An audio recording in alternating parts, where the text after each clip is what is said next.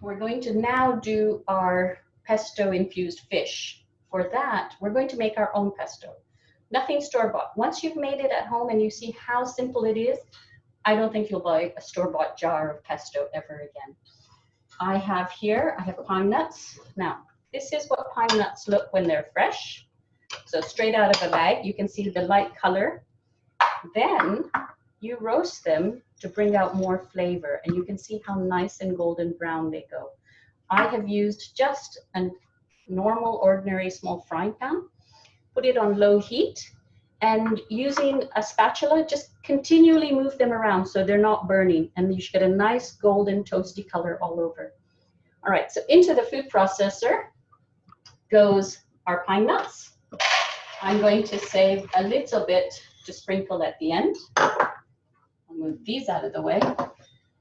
Into that goes a couple of cloves of garlic. And like I said, we like more. So normally 2, but a little bit more.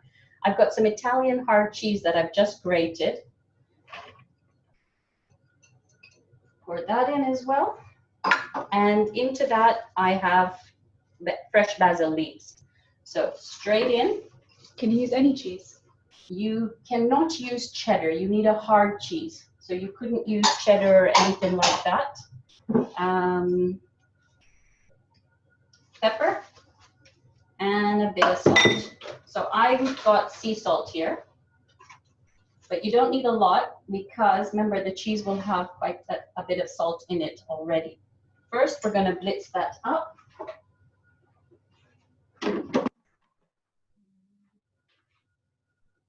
Where's my spatula?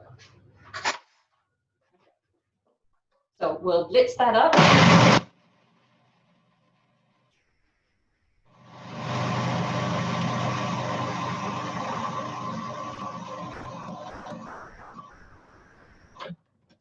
And just to make sure that it's all amalgamated inside together, just using a spatula, pull it down again.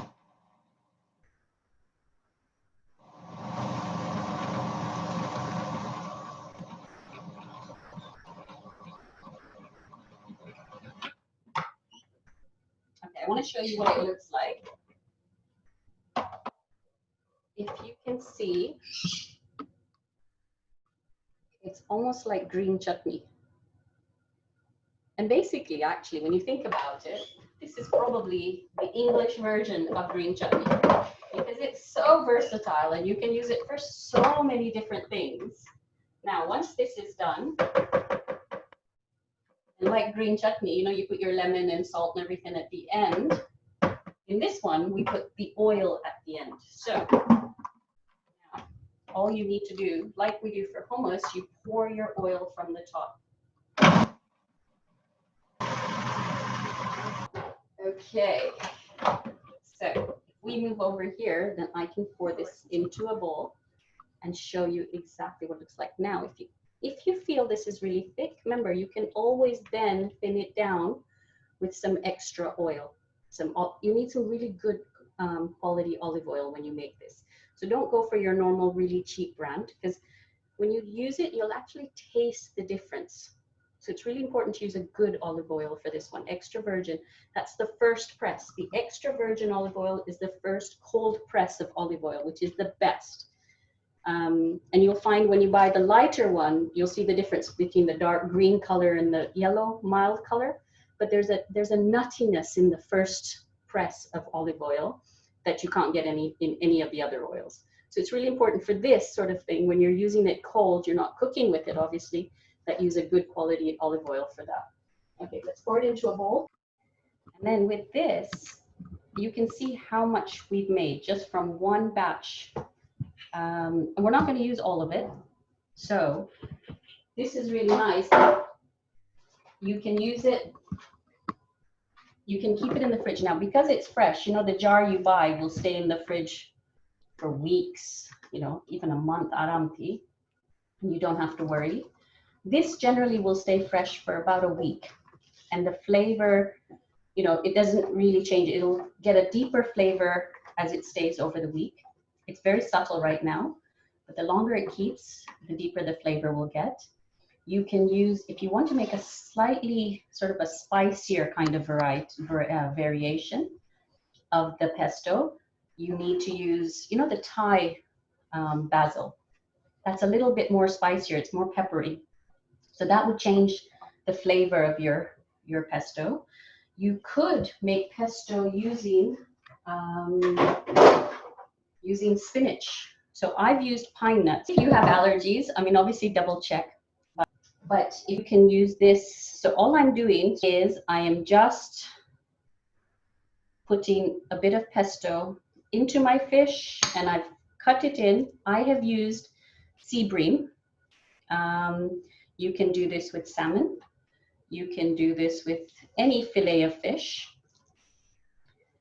And you can also, what you can do is, if you ask the fishmonger, they can cut your fish down the center like here, and you can open it flat so it wings out, and you bake it in the oven like that. So your presentation is different, but because we're doing it on the barbecue, I haven't opted for that. I'd do that if I was doing it in the oven, then it would be different. So I'm just going to drizzle a little bit of olive oil on top of this fish because it's going on the barbecue. So let me just wash my hands. Okay. So that's one variety. Now, with the same pesto, we are going to hopefully get around to making a quick salad, a courgette salad. This pesto can be used in sandwiches, you know, our grilled cheese sandwiches.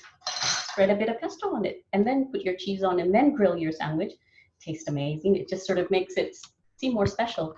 Add in some sun-dried tomatoes. You've got a sandwich you would go in the shops and pay $4.50 for it as opposed to, you know, £1. Mix it with pasta. You've got your own dish. Sprinkle a little bit of pine nuts, some cherries, cherry tomatoes.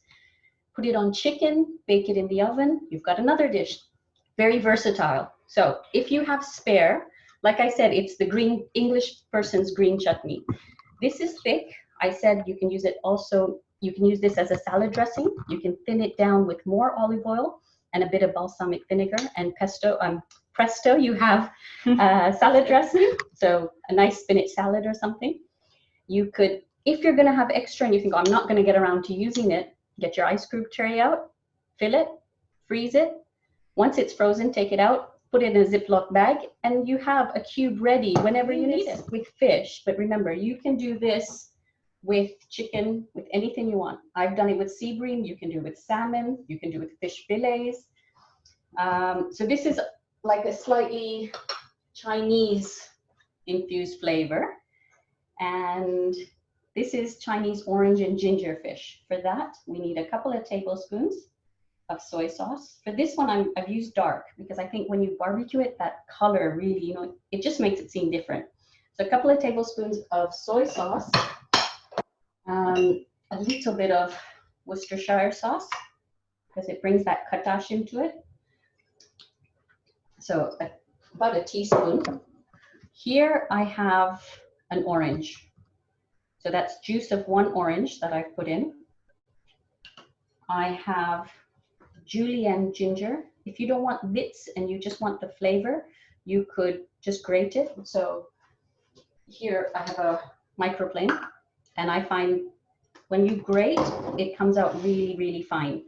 So whether it's your ginger or orange, it's really fine. It's not bitty. So it's up to you. If you like ginger, you like the flavor of it, you like to see it, then you can put it in as chunks, as julienne like this, or like I said, grate it up and then put it into your dish. So that's a bit of ginger. I've got the rind of one orange, and here I have a quarter teaspoon of 5 spice powder. That is optional. You can make it at home, you can buy it in a jar, and that just gives you that flavor, that Chinese flavor comes in. And to that, I'm going to add just a sprinkling of salt because the soy sauce is really strong. Mix it together. Oh, can I just tell you, just in case when you grate lemons or oranges, and you're taking the rind off, make sure you have washed your fruit, because sometimes there's wax and things put onto the rind to preserve it. Make sure you've washed it. And when you get the rind off, if you can see here, you get the top layer of its skin. Don't go underneath where you can see the white pith part, because that will make it really bitter. You won't get the flavor from the rind, from the orange. You'll just get this bitterness that comes in from underneath. So that's one thing to be really, really careful of. All right, so I've mixed that in just with a spoon. Mix it up, and straight into there goes our fish. So just make sure you get the marinade inside on both sides. I've made some slashes into the fish so it can go on top. You can marinate this. I've done it so we're doing it together, but obviously you can marinate this in the morning and leave it till the evening or whenever you want to barbecue. I think with fish, I don't think I'd suggest marinating overnight, because I think the flavors in fish is so tender. It's such a tender meat that it doesn't need that long. With chicken, because chicken is a bit tougher, it takes a while for the flavors to infuse into chicken. And that's it. That's marinated, ready to go. We'll wrap this in foil, and then we'll put it on the barbecue. And then lastly, I think this is my favorite one. Get a nice big salmon and do it. Today we're going to use the sea bream. So for this, I need lemon pepper. Any lemon pepper will do, so it's not specific that you need to buy a certain brand. 2 tablespoons of lemon pepper. We have a teaspoon here, a teaspoon of Tandoori masala. I have half a teaspoon of chili powder, black pepper, salt, and we're going to use our paprika. So a teaspoon. Okay, so I'm just going to pour the rest in. A teaspoon of paprika. And that goes in to our plate. Mix it all up. And then, just to get it together, I'm going to drizzle in a little bit of oil. And that's going to make my paste. So you can also use it as a dry rub if you want. It doesn't mean you have to do it like this. You can try it different ways. And with a little bit of oil, you can see. There we go. That's all you need. You don't need any extra. And like I said, although we are barbecuing this, you can make this in the oven. Okay? So it's just as easy.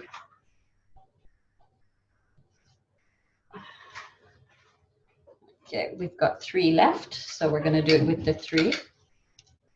No. Yeah, into the belly and rub it on the outside.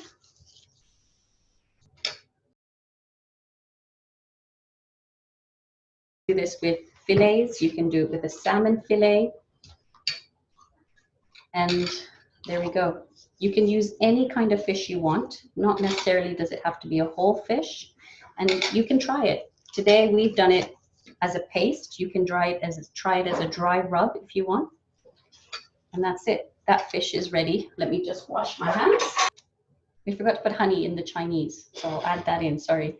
The kisan, the red color, is in the tandoori powder. I think some of the ones that we get here don't have that much red color in it. Going back to this fish, I forgot to add my honey. I'm not going to do a lot because my husband's not too keen on the sweet taste, but I personally do like it. So I'm just going to mix it into the corner here. And, you know, I think this just goes to show that if you forget something, it's not the end of the world, you know. You can just add it in. Sometimes you just omit it as well. It's fine. There's no rights or wrongs in cooking. So you also need to adapt this for your family the way they like it. So if you guys like your chili, then maybe you want to add some chili flakes into this. Now, there we go. Just move it around a little and hopefully it will be mixed up. I'm just going to give this 5 minutes to infuse, and in that time, I'm going to show you a very, very quick salad. Oh, as well as for our Chinese dish, I have here just cut up, this is actually, I've cut up the yellow pepper, but this is actually a ready-made mix for stir fry that you get in the shops. So I'm sure in Canada you get this as well, or in other countries. But in London, this is just one box of a ready-made mix. And I want to show you something different. So sometimes when you think of a stir fry, you think of a wok and, you know, doing something on the stove. But with this, we're going to do it on the barbecue. So it's something a little bit different. And on that, we're going to pour a couple of teaspoons of sesame oil. I think that really brings out the flavor of Chinese food. And before, for the fish, we use dark soy sauce, but for this one, we're going to use light soy sauce because I don't think it's very pleasant to see your vegetables looking really black. So a bit of soy sauce. Again, a little bit of Worcester sauce and salt and pepper. So again, just a little bit because obviously we have the soy sauce in there. And I'm using sea flakes. And here we've got some freshly ground pepper.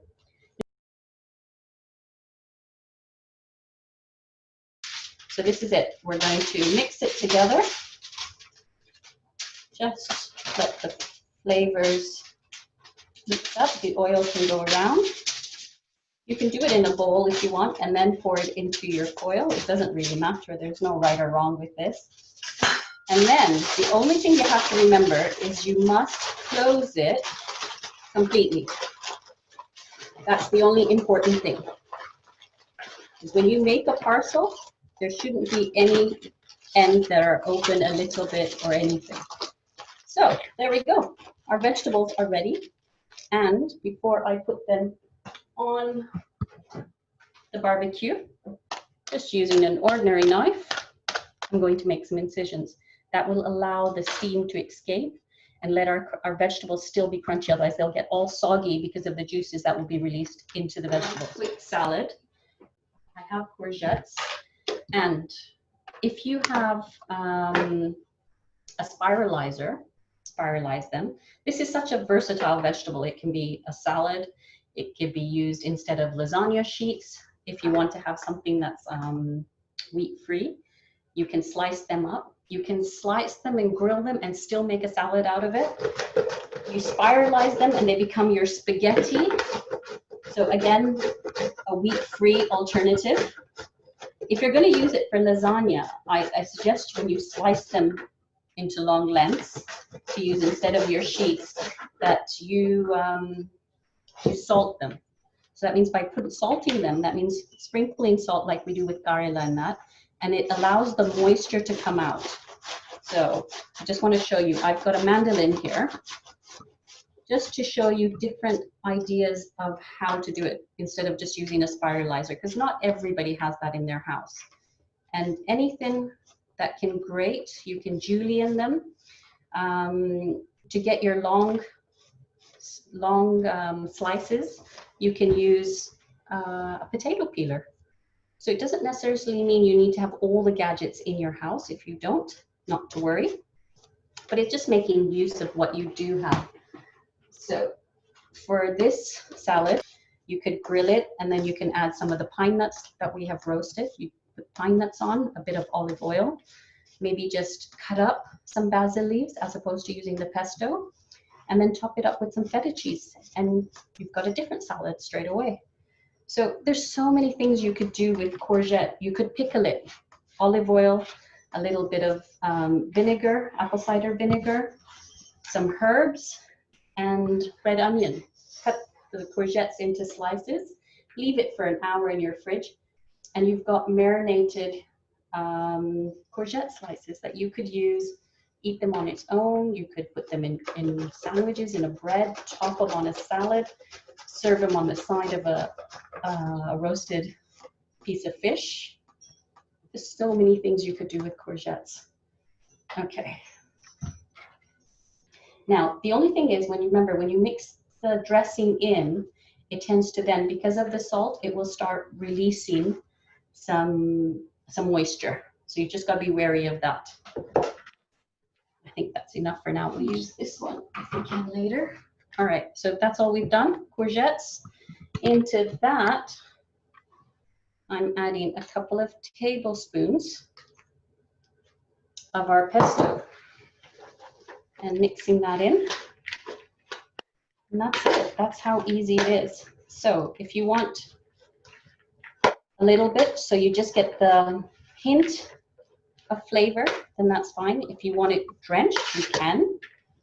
And like I said, you can mix this into pasta and you've got a very special pasta salad. You can have it warm, you can have it cold, and that's it.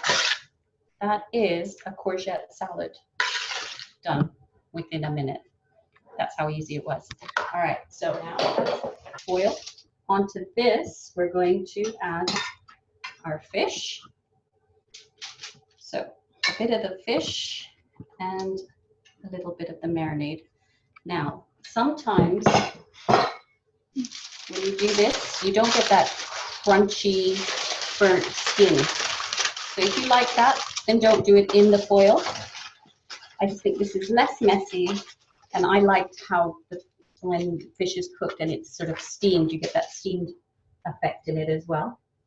So we'll just wrap this up.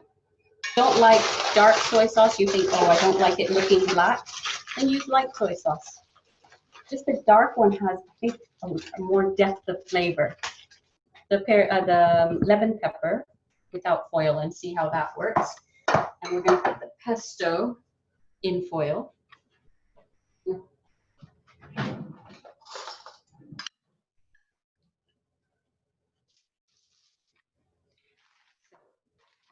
I'm going to put a little bit of oil on this one.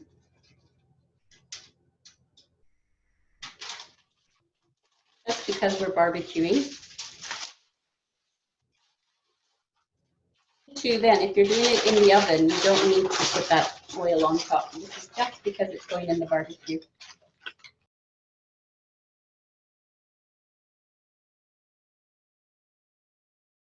Remember, you can do this with salmon or any other fish that you like. And you can serve it on a bed of nice, warm linguine.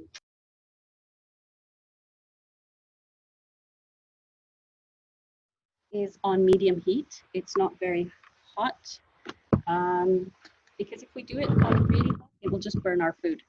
So first, I'm going to put the fish on. The fish is going to go on that side.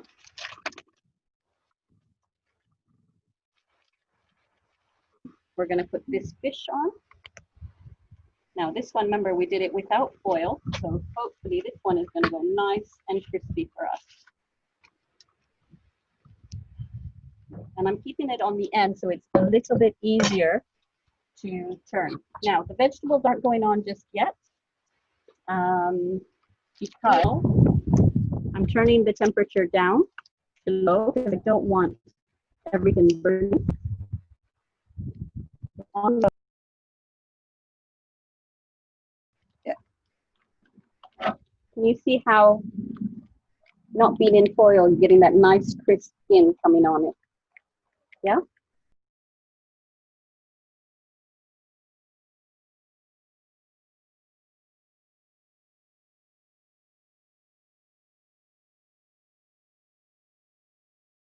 Going to open our parcels of fish up.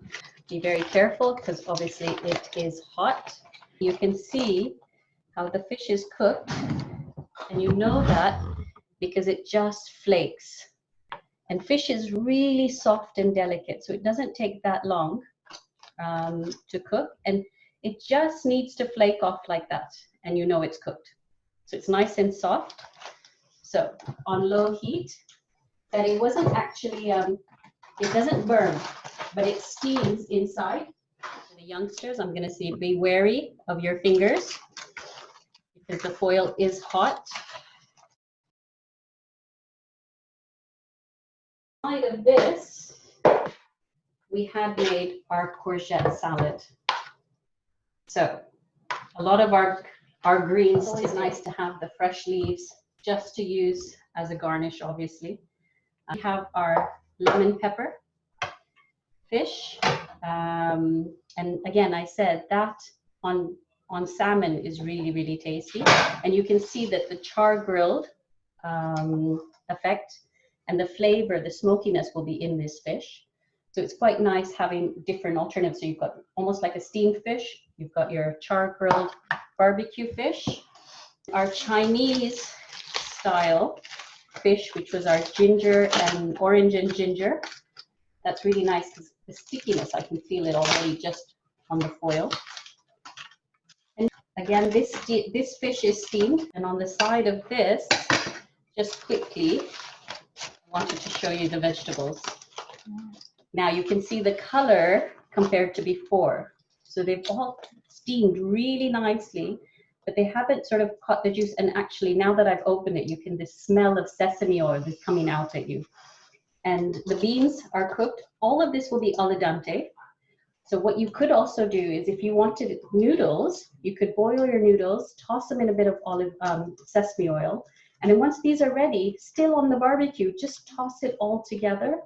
And then you could serve your fish on this bed of vegetables. And you can see that we haven't got all the sauce, you know, the water that's released from the vegetables. You can see it's all still dry.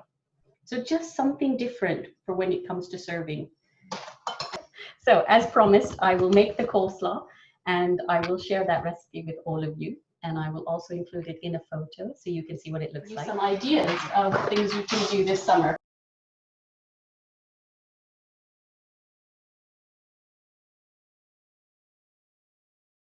Potted basil. So once it gets really bushy, you can see the top.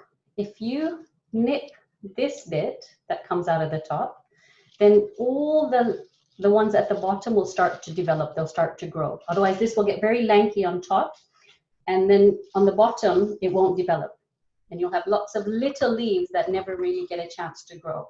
So that's something to remember.